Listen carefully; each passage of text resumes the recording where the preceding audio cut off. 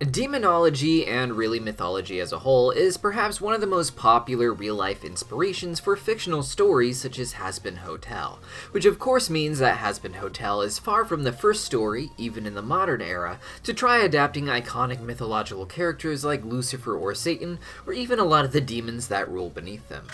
Even in animation, mythological inspiration has always been around, but Hazbin Hotel took it to an entirely new level, with so much lore and possibility and story all flowing from just one pilot and a lot of livestream interviews. FXX, a second FX network, recently came out with its own demonic cartoon, Little Demon, which, like Hazbin Hotel, is about the daughter of the devil. Unlike Hazbin Hotel, Little Demon takes place primarily on Earth, and while it's only a few episodes in, its lore is used more for smaller bits thus far than for anything serious or world building the way that Hazbin Hotel does. While some may want to think of it as a cheap knockoff of Hazbin Hotel, coming out before Hazbin Hotel had a chance to release itself with its lengthy production process, it actually seems to stem more from the wave of Rick and Morty style cartoons, and is even executive produced by Dan Harmon himself. While a lot of animation fans are quick to criticize any offshoots meant to capitalize on the success of a groundbreaking cartoon, I found the wave of Rick and Morty styled cartoons to be much more interesting than the Family Guy era of cartoons, and the potential for both comedy and serious plot in shows like Solar Opposites and Inside Job are all good pushes for mainstream adult animation, even if it's not exactly what I want for every single show. Ultimately, I am a bit disappointed this came out before Hazbin Hotel, which seems to be so close to finally getting a real release. Because of that, I kind of wanted to go in hating Little Demon, but after just the first few minutes, I got the vibe and I was pretty into it. While it doesn't seem to have the aims and spectacle and crazy deep layers that Hazbin Hotel managed to pull off in just its pilot, it's an amazing show already. It also seems to take more inspiration from the aesthetic of classic horror movies about demons and shows like Supernatural that evolved out of them, as opposed to the more truly cartoony and animated style of Hazbin Hotel. Little Demon opens with Laura, a woman seemingly about to give birth to a demon, but surprised to find that it is just an innocent-looking baby girl. Flash forward 13 years later, and Laura has been taking her daughter, Chrissy, short for Christina, or Christ Tina, on the run. At her new school, Christina experiences her first menstruation and unlocks some crazy demon powers that kills bullies. This is brushed off as no big deal, making the world a bit more slapstick than I was expecting, but it becomes so easy to lean into after this moment because of just how hilariously casual all the characters are about this crazy demon stuff. It is at this point that Chrissy learns from her mother that she is the Antichrist, and that they have been on the run from her father, the devil, all this time. Chrissy gets fed up with the life her mother made for her and goes to meet her father, who is a pretty charming devil. He also expected her to be a boy, Damien as the Antichrist is often called, and this seems to be a bit of a theme in the show. Everyone is expecting a demonic boy Antichrist, but instead it's a teenage girl. This is similar to Charlie, who I have not seen referred to as the Antichrist within the show, but is the child of Lucifer who serves as the king of hell, outranking other figures associated with the devil such as Satan.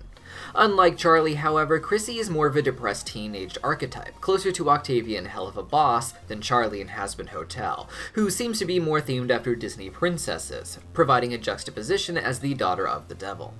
There is an extra charm to the interactions between Chrissy and her father, as they are played by Danny DeVito and his real-life daughter, Lucy DeVito, with Aubrey Plaza providing the voice for Chrissy's mother, Laura. The first episode has Chrissy wanting to like her parents essentially, but feeling that both of them are using her in some way or another. Her father for his plans of a metaphysical apocalypse of sorts, and his mother to simply control her and keep her away from Satan and darkness. When she goes off on her own, her parents come to the conclusion that they will have to play by her rules to be in her life, the both of them, with Chrissy continuing to live with her mom and seeing her dad only every other weekend.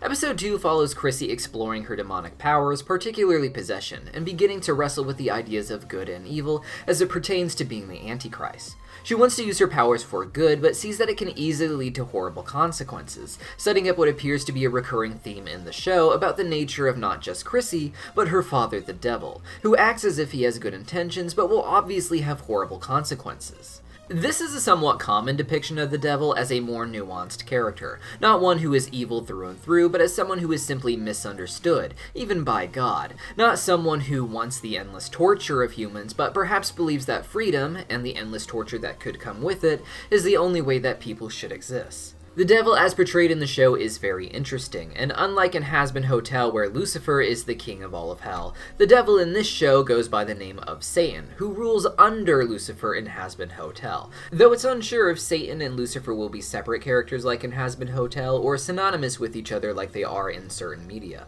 The devil claims not to be in hell in the show, but from the metaphysical realm, which in many ways is or can be the same thing depending on how things pan out, and I'd love to make more videos about this sort of thing. In episode 2, the show introduces Asmodeus, which seems to be another unfortunate coincidence in terms of the demonic character choice, considering it's the demonic prince that has gotten the most attention so far and hell of a boss. In this show, his design is radically different, of course, resembling the 80s demon horror movie aesthetic that the other demons have. In Hazbin Hotel, Asmodeus' character is influenced by various writings on him from throughout history, with him being the Prince of Lust in the Peter Binsfield classification of demons used for the show. In Little Demon, he makes no real reference to lust and instead calls himself the demon of possession, itself a just as accurate influence based on real-life events, where nuns, supposedly experiencing demonic possession in France in the 1600s, named Asmodeus as the demon being behind it all. The show has a lot of interesting real-life lore, from modern to ancient, inspiring it, so far in a way that is more referential than world-building. Rick and Morty is a show I do enjoy, but its sci-fi has gone in all sorts of directions, making certain episodes feel really out of place, but it allows the show to really do anything without it worrying about conflicting with lore. With demonology as its framework, Little Demon has a more specific lore and rules to its world to expand outward with, instead of just coming up with random adventures in whatever genre they feel like Rick and Morty can. Because of this, the lore is more fun for me to explore, and it gives the show certain limits to work inside. It can be wacky with its comedy in relation to it, but the show builds on itself instead of building off into random ideas like Rick and Morty.